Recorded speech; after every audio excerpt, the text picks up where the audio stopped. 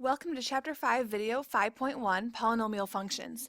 Our objectives are that we can classify polynomials as well as graph polynomial functions and describe end behavior. So let's begin by talking about a couple key terms that will help us in this whole chapter. And the first one is that of a monomial. A monomial is a real number, a variable, or a product of a real number and one or more variables. For example, 2x to the third would be considered a monomial.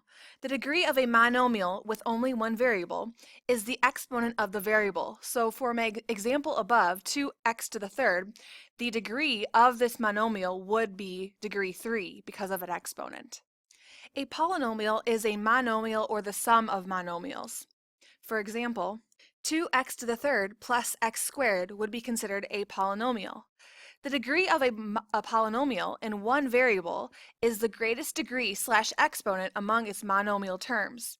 So for the example that I just made above, the degree of this polynomial would be 3 because that is the biggest exponent of the polynomial. The standard form of a polynomial function arranges the terms by degree in descending numerical order. So that means you start off with the biggest exponent involved, then the next biggest exponent, and so on until you get to the constant term that has no variable attached. The standard form of a polynomial function arranges the terms by degree in descending numerical order. So that means you start with the biggest exponent, then you go to the next biggest exponent, and so on until you get to the constant term at the end that has no variable attached. So in the middle of this key concept box, we have the standard form of a polynomial function, p of x. And an example that makes this make more sense is the one right below, where we have numbers and variables involved. So take a look at it. P of x equals 4x to the third plus 3x squared plus 5x minus 2. The cubic term would be the 4x to the third, the quadratic term would be the 3x to the second, the linear term would be 5x, and the constant term would be negative 2. And the reason why you can know each of those pieces is due to the exponent of each. We can classify a polynomial by its degree or by its number of terms. So polynomials of degrees 0 through 5, they have specific names as shown in the table. We're going to be using these names using the degree of each of the polynomials. So you can see it starts out with degree 0, and that means we only have a constant term such as the number 5. And when we only have one term, it's called a monomial, as we discussed in the beginning of this video. Degree 1 would be called linear. And an example of a linear polynomial would be x plus 4. And specifically, this polynomial is a binomial because there are two terms involved, x and 4. Going up to second degree, that's called a quadratic, and we are very used to quadratics because the previous chapter 4 was all about quadratics. So 4x squared would be an example of a quadratic polynomial. In this case, it's a monomial because there's only one term. Taking up a notch to degree 3, that's called cubic. So that means the biggest exponent involved is a 3, such as 4x to the third minus 2x squared plus x. That's called a trinomial because there are 3 terms involved. Next level or degree is degree 4. That's called quartic. So an example of that would be 2x to the fourth plus 5x squared, and that's a binomial because there are 2 terms. And lastly, degree 5 would be called quintic. That's because the biggest exponent involved is a 5. So the example here is negative x to the fifth plus 4x squared plus 2x plus 1. And since this polynomial has 4 terms, we typically just call it a polynomial of 4 terms. For degrees beyond 5, we'll just call them 6th degree, 7th degree, etc. In example 1, we are going to write each polynomial in standard form. We're also going to classify the polynomial by the degree as well as the number of terms. Remember, standard form means we're listing the polynomial starting with the biggest exponent and then going down in descending order for the exponents. So you always want to check to make sure there are no like terms to combine. And in the first example, part A, there are no like terms. So now let's just list this polynomial with biggest exponent to smallest. So that means we'd write 9x squared first, followed by 3x, followed by 5. And that would be the standard form. Because the biggest exponent here is 2, that means our polynomial has a degree of 2, and there are 3 terms in this polynomial, so we can call this a quadratic trinomial. In part B, we're given a longer expression, and immediately after looking at it, I can tell that there is a pair of like terms. The degree 2, the x squareds have like terms, so that means we want to combine those. And then for standard form, like I said in the part A, we want to list the terms from biggest exponent to smallest. So that means we have x to the fourth first, and then the next biggest exponent is x squared. So that means we want to combine the numbers in front. 10 and negative 6 would be positive 4, so we have plus 4x squared, followed by positive 4x, and then the negative 12 comes after. So that would be the standard form. Since the biggest exponent is a 4, that means our polynomial is of degree 4, so it's called quartic. And there are also 4 terms involved, so that means we're going to call it a polynomial of 4 terms. Piecing that together, we can classify this as a quartic polynomial of 4 terms.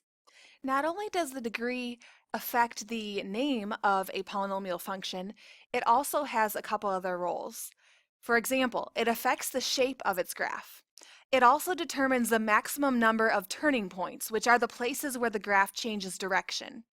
In addition to that, it also affects the end behavior of the graph. And the end behavior is the directions of the graph to the far left and to the far right.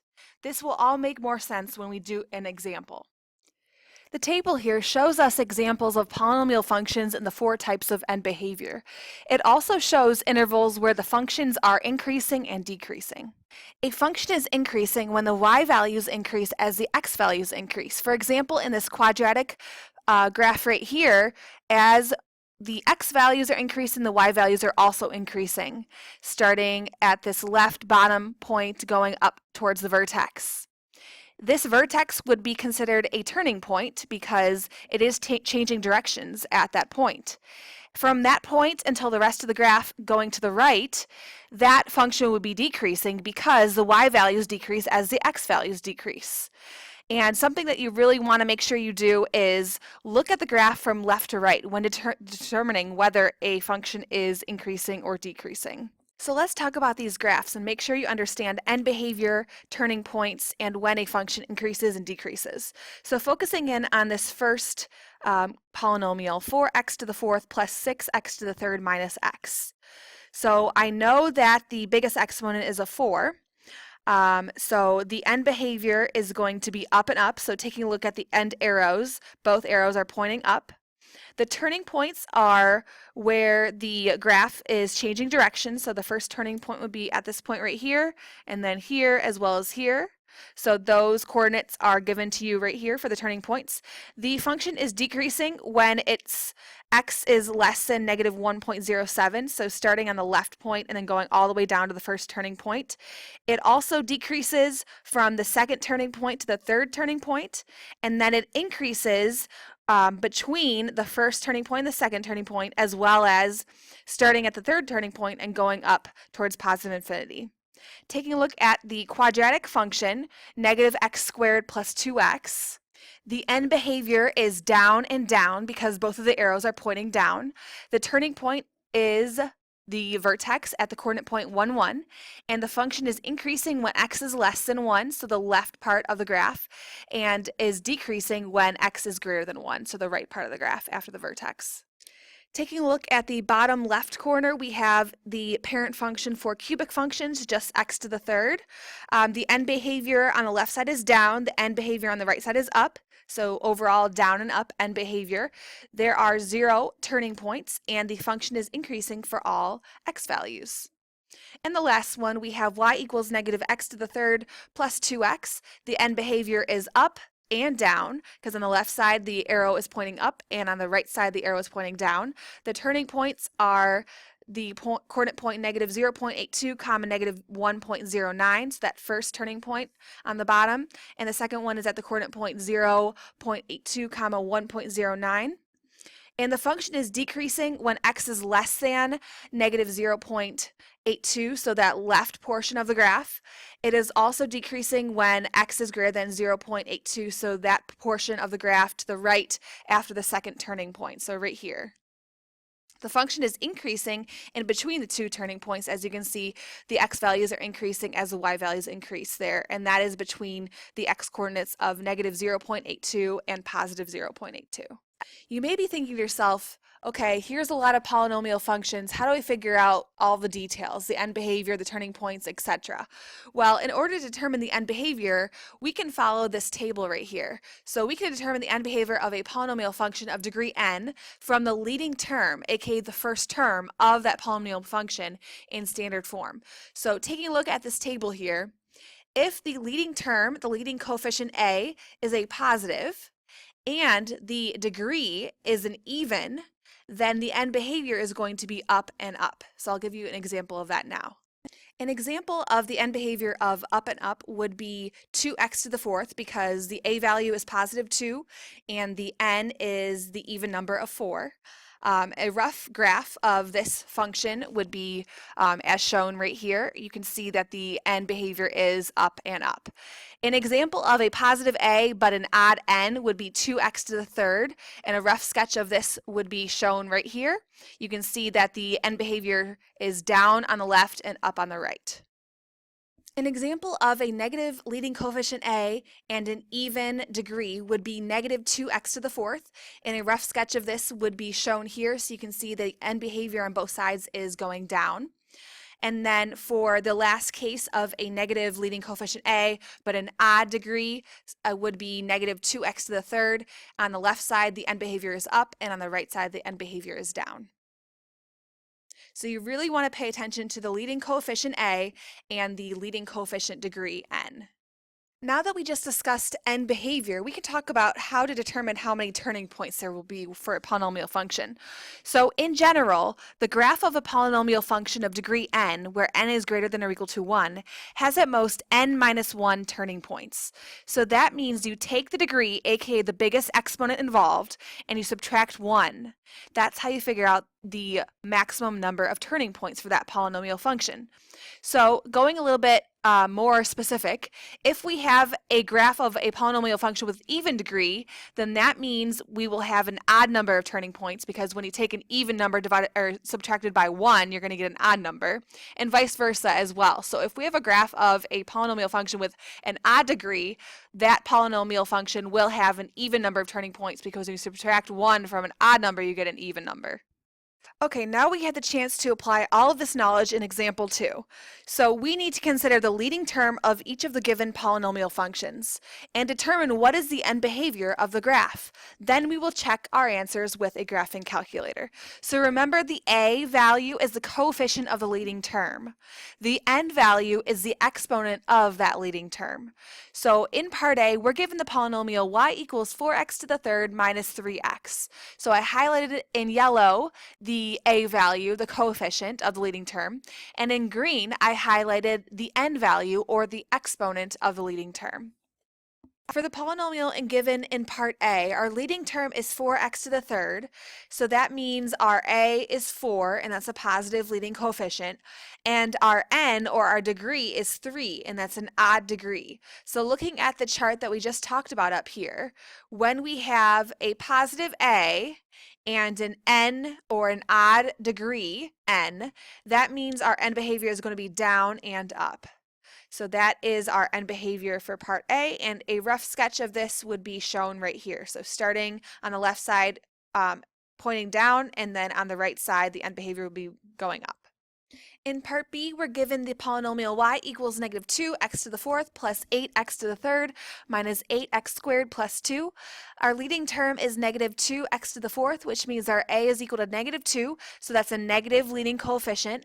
Our n, or our degree, of 4, so that means we have an even degree. Our end behavior is going to be down and down. So a rough sketch of this polynomial would look like this. You can see that both ends of this graph are pointing down. Let's double check our answers with our graphing calculator. So turn on your calculator and go to y equals and input the given polynomial for part A. So we have 4x to the third minus 3x. So once you have that function inputted, you want to go to window, and my suggested window size is negative 10 to positive 10 for the x and the y. So now go to trace, and you can see that the end behavior is indeed down and up. So our hypothesis was correct.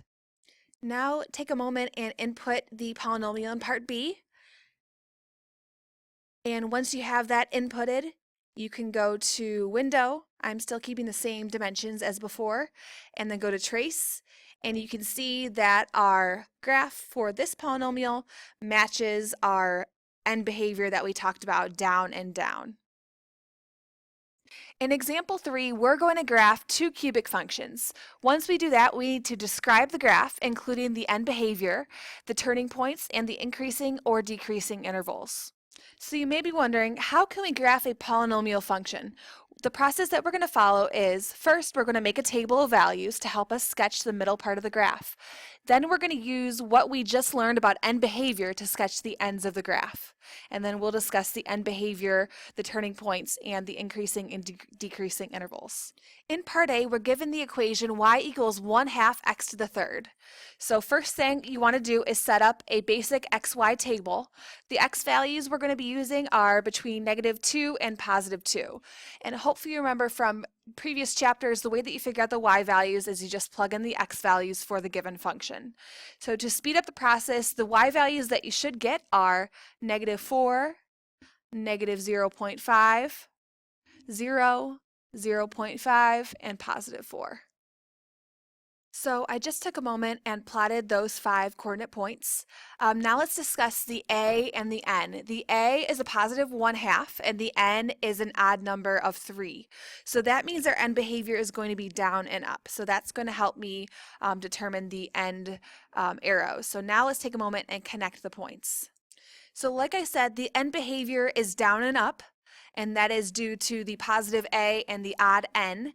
There are no turning points, and the way that I can figure out that is because the function is increasing on its whole domain. So from -infinity to +infinity, the function is increasing, which means as the x values increase, the y values are also increasing. In part B, we're going to follow the exact same process, just working with a different polynomial. So we're given y equals 3x minus x to the third.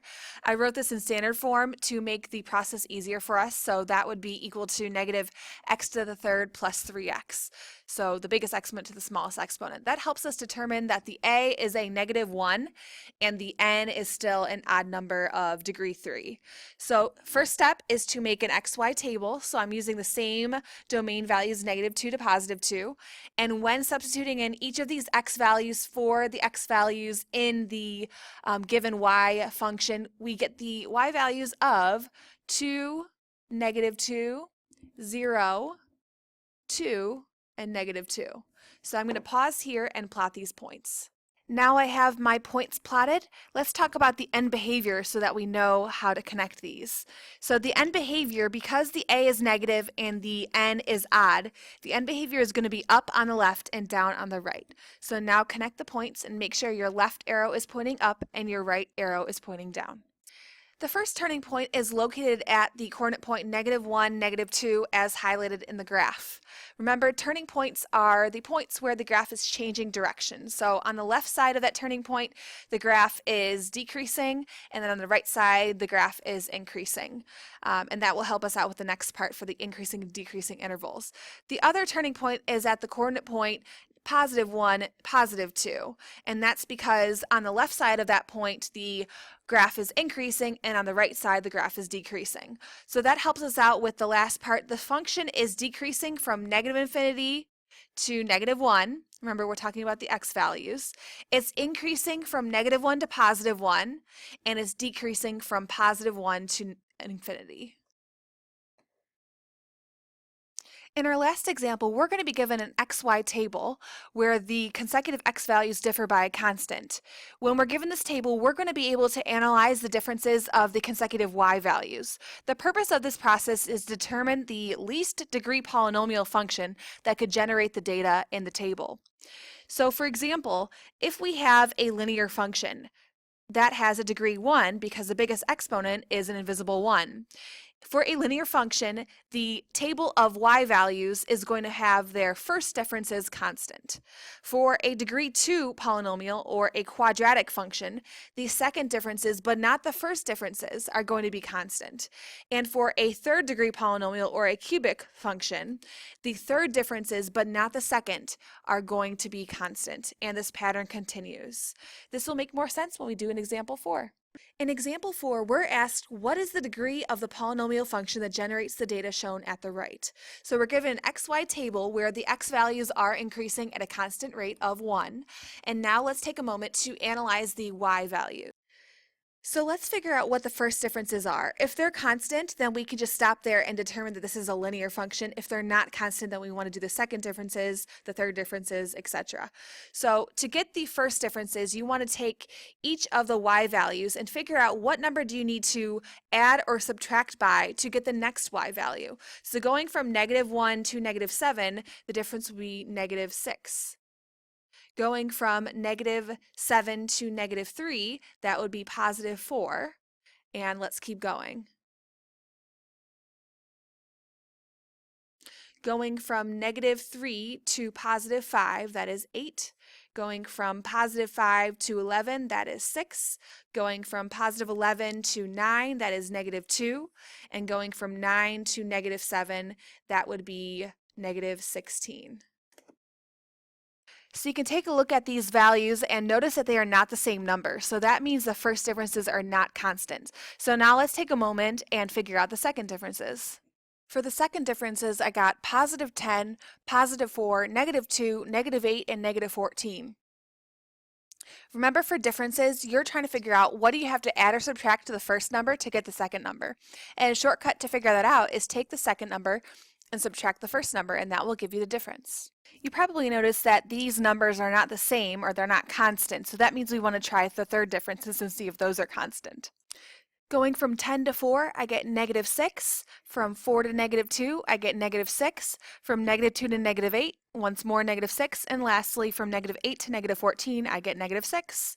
So that means our third differences are constant, and our degree of the polynomial function is degree 3. That would mean that this function would be a cubic function. That completes all 4 examples. Now take a moment to write down these lesson check problems and take some time to work through them, and let me know if you have questions tomorrow.